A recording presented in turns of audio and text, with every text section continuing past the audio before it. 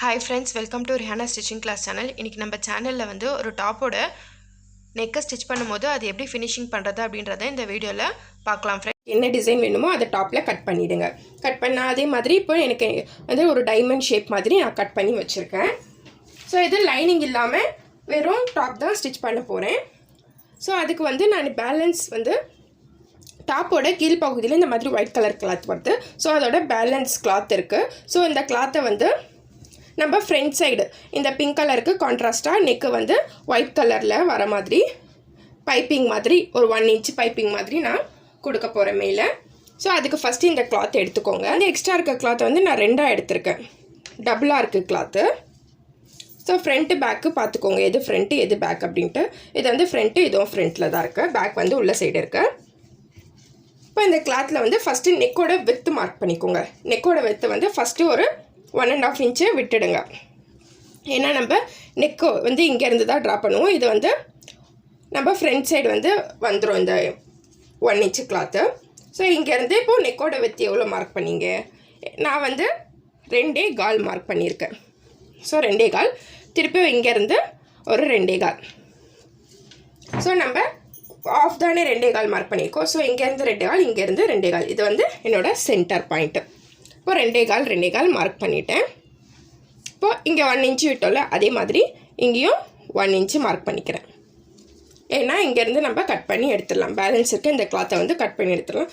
First நெக்கோட வித்தை கரெக்டாக மார்க் பண்ணிக்கோங்க. நீங்கள் என்ன வச்சுருக்கீங்களோ நெக்கோட வித்து அதை மார்க் பண்ணிக்கோங்க. இப்போ வந்து ஃபஸ்ட்டு வந்து இந்த எக்ஸ்ட்ரா இருக்க கிளாத்தை இந்த மாதிரி கரெக்டான சைடாக போட்டுக்கோங்க. அதுக்கப்புறம் நம்ம வந்து இந்த ஒயிட் கலர் கிளாத் வந்து நம்ம மேலே சைடு தான் வரணும். ஏன்னா மேலே சைடு தான் பைப்பிங் மாதிரி கொடுக்க போகிறோம். சப்போஸ் நீங்கள் பேக் சைடு உள்ளே கொடுக்க போகிறீங்க அப்படின்னா ஃபஸ்ட்டு வந்து மேலே சைடு இந்த மாதிரி வச்சுட்டு அதுக்கப்புறம் பேக்கில் திருப்பிக்கோங்க. இப்போ வந்து எனக்கு மேலே தான் வரணும். ஸோ இங்கே நான் வந்து இந்த எக்ஸ்ட்ரா கிளாத்தை வந்து உள் சைடு வச்சுக்கிறேன், கீழே சைடு. ஸோ இதான நெக்கோட வித்து. இது வந்து சென்டரு, இது ரெண்டும் நெக்கோட வித்து. ஸோ இந்த மாதிரி கரெக்டாக வச்சுக்கோங்க. இந்த மாதிரி கரெக்டாக வச்சு இங்கே பின் பண்ணிடலாம்.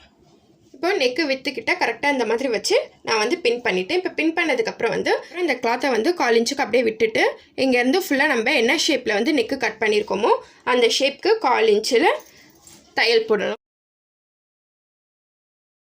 இந்த மாதிரி நான் நெக்கு எப்படி ட்ரா பண்ணியிருக்கணும் அதுக்கேற்ற மாதிரி அப்படியே 1/4 இன்ச்சுக்கு ஃபுல்லாக ஸ்டிச் பண்ணிவிட்டேன். இப்போ ஸ்டிச் பண்ணிவிட்டு பின் ரிமூவ் பண்ணிடலாம். இப்போ பின் ரிமூவ் பண்ணதுக்கப்புறம் நம்ம இங்கே 1/4 இன்ச்சு துணி விட்டு ஸ்டிச் பண்ணியிருக்கோம் இல்லையா, இந்த துணிக்கு ஈக்குவலாக நம்ம கீழே கொடுத்துருந்த இந்த துணியை வந்து கட் பண்ணி இந்த நெக்கு கிட்ட கட் பண்ணி எடுத்துடலாம்.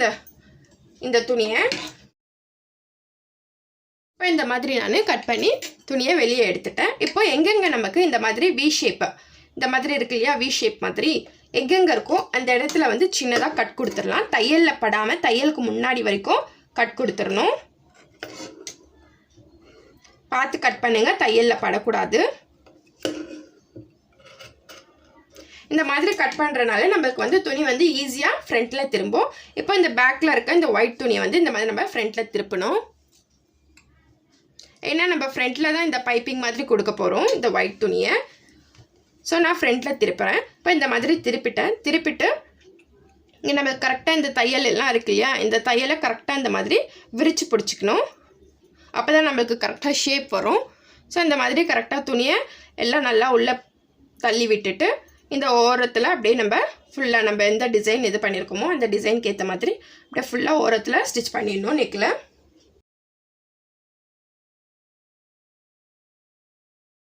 இப்போ இந்த மாதிரி நம்ம ஓரத்தில் ஸ்டிச் பண்ணியாச்சு. நம்மளுக்கு கரெக்டாக நம்மளோட நெக்கோட ஃபினிஷிங் கரெக்டாக வந்துருச்சு. இப்போ வந்து இந்த கிளாத்தை வந்து ஈக்குவலாக நம்ம கட் பண்ணி ஓரத்தில் அப்படியே மடித்து ஸ்டிச் பண்ணிடலாம். இப்போ இந்த மாதிரி ஃப்ரண்ட் சைடு திருப்பினதுக்கப்புறம் நம்மளுக்கு வந்து எத்தனை இன்ச்சு கிளாத் வந்து மேலே வந்து இந்த பைப்பிங் மாதிரி கொடுக்க போகிறீங்களோ அத்தனை இன்ச்சு நீங்கள் மார்க் பண்ணி பேலன்ஸ் இருக்க கிளாத்தை வந்து கட் பண்ணி எடுத்துருங்க. நான் இப்போ வந்து 1 இன்ச்சுக்கு துணி வந்து இந்த ஒயிட் கலர் மேலே வந்து பைப்பிங் மாதிரி கொடுக்குறேன். ஸோ 1 இன்ச்சுக்கு மார்க் பண்ணிக்கிறேன். நம்ம எந்த ஷேப்பில் இந்த நெக்கு ட்ரா பண்ணியிருக்கோமோ அதுக்கேற்ற மாதிரி நீங்கள் மார்க் பண்ணிக்கோங்க. நான் 1 இன்ச்சு மார்க் பண்ணிக்கிறேன். இப்போ இந்த மாதிரி 1 இன்ச்சுக்கு மார்க் பண்ணியிருக்கேன். இந்த மார்க்கிங்லாம் ஜாயின் பண்ணிடலாம். நம்ம இந்த நெக்குக்கு ஷேப்க்கு ஏற்ற மாதிரி ட்ரா பண்ணிக்கோங்க. இப்போ இந்த மாதிரி ஷேப்க்கு ஏற்ற மாதிரி நான் ட்ரா பண்ணிக்கிட்டேன் 1 இன்ச்சுக்கு. இப்போ வந்து நம்ம ட்ரா பண்ணியிருக்க இந்த ஒயிட் கிளாத்தை மட்டும் கட் பண்ணி தனியாக எடுத்துடலாம். பிங்க் கலர் கிளாத் வந்து நம்ம டாப்போட கிளாத்து, ஸோ அதை வந்து கட் பண்ணக்கூடாது. வெறும் இந்த ஒயிட் மேலே பைப்பிங் கொடுத்துருக்கோம் இல்லையா, அந்த கிளாத்தை மட்டும் கட் பண்ணி எடுத்துடலாம்.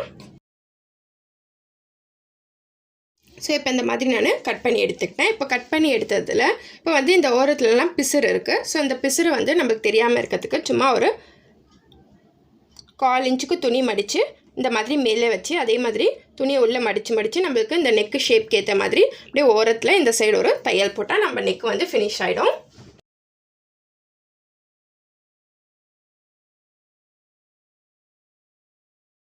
இப்போ இப்படி ஸ்டிச் பண்ணிட்டா நம்மளுக்கு நெக் வந்து சூப்பராக ஃபினிஷ் ஆகிடும் ஃப்ரெண்ட்ஸ். இதே மாதிரி தான் நீங்கள் உங்களுக்கு என்ன டிசைன் வேணுமோ நெக்கு அந்த மாதிரி ட்ரா பண்ணி ஈஸியாக மேலே வந்து பைப்பிங் அந்த கான்ட்ராஸ்ட் கலர் பைப்பிங் வர மாதிரி நீங்கள் வச்சு ஸ்டிச் பண்ணிடலாம். இப்போது அதே டாப்பில் வந்து நம்ம பேக் நெக் வந்து ரவுண்ட் நெக் வச்சுருக்கோம். ஸோ இந்த ரவுண்ட் நெக் வந்து நம்ம அந்த மெத்தட் இல்லாமல் கிராஸ் பீஸ் கட் பண்ணி நம்ம வந்து ரவுண்ட் நெக்கை ஃபினிஷ் பண்ண போகிறோம். அது எப்படி ஃபினிஷ் பண்ணுறதுன்னு பார்க்கலாம்.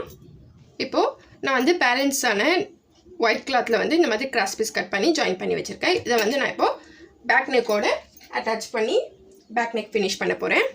இந்த பேக் நெக்லேயும் இந்த ஒயிட் கலர் கிளாத் இருக்கனால இது வந்து நான் ஃப்ரண்ட் சைடு பைப்பிங் மாதிரி கொடுக்க போகிறேன். ஸோ ஃபஸ்ட்டு வந்து நம்ம பேக் சைடு ஜாயின் பண்ணிவிட்டு அதுக்கப்புறம் ஃப்ரண்ட் சைடு திருப்பணும். சப்போஸ் நீங்கள் வந்து ஃபினிஷிங் மட்டும் கொடுக்குறீங்க அதே கலர் கிளாத்தில் அப்படின்னா நீங்கள் ஃப்ரண்ட் சைடு ஜாயின் பண்ணிவிட்டு அதை வந்து பேக் சைடு திருப்பி உங்கள் நெக்கை வந்து ஃபினிஷ் பண்ணிவிடுங்க. ஃபஸ்ட்டு வந்து இது வந்து என்னோடய டாப்போட பேக் கிளாத்து. ஸோ பேக்கில் வந்து இதுவும் கிராஸ் பீஸோட பேக்கு. ஸோ இந்த ரெண்டுத்தையும் ஈக்குவலாக வச்சு அப்படியே இந்த ரவுண்டு ஸ்டிச் பண்ணிடலாம். இப்போ இந்த மாதிரி நான் வந்து ஒயிட் கலர் கிளாத்தை வந்து அட்டாச் பண்ணிட்டேன். இப்போ வந்து ரவுண்டு இந்த மாதிரி இருக்கு இல்லையா, ரவுண்டு திரும்புகிற இடத்துல சின்ன சின்னதாக இந்த ரவுண்ட் ஷேப் வர இடத்துல கட் கொடுத்துருங்க. அப்போ தான் திரும்பும் போது கரெக்டாக திரும்பும். ஸோ இந்த இடத்துல சின்னதாக கட் கொடுத்துறேன். தையலில் படாமல் தையலுக்கு முன்னாடி வரைக்கும் கட் கொடுத்துருங்க. கட் கொடுக்கும் போது பார்த்து கொடுங்க.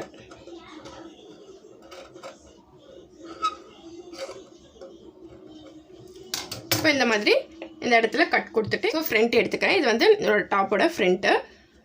ஸோ இப்போ ஃப்ரண்ட்டில் தானே நான் பைப்பிங் மாதிரி கொடுக்க போகிறேன். ஸோ ஃபஸ்ட்டு வந்து இந்த கிளாத்தை ஒரு மடிப்பு மடிச்சிடுங்க.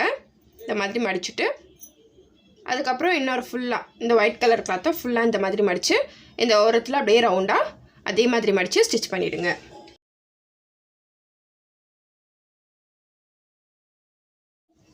ஸோ எனக்கு இந்த ரவுண்ட் நெக் இப்போது ஃபினிஷ்ட் ஆயிடுச்சு. இப்போ மேலே வந்து அழகாக இந்த ஒயிட் கலர் வந்து கான்ட்ராஸ்ட் கலராக பைப்பிங் மாதிரி இருக்குது.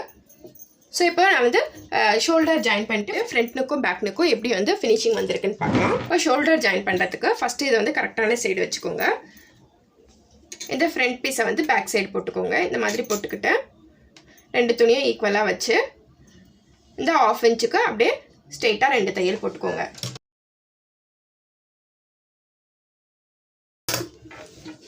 இந்த மாதிரி நான் ஷோல்டர் ஜாயின் பண்ணிட்டேன். இப்போ ஃப்ரண்ட் சைட் பார்க்கலாம். இப்போது நெக்கோட ஃபினிஷிங் பாருங்கள், நம்மளுக்கு சூப்பராக வந்திருக்கு. ஃப்ரண்ட் நெக் வந்து டைமண்ட் ஷேப்பில் கொடுத்துருந்தோம். ஸோ பேக் நெக் வந்து ரவுண்ட் ஷேப்பு.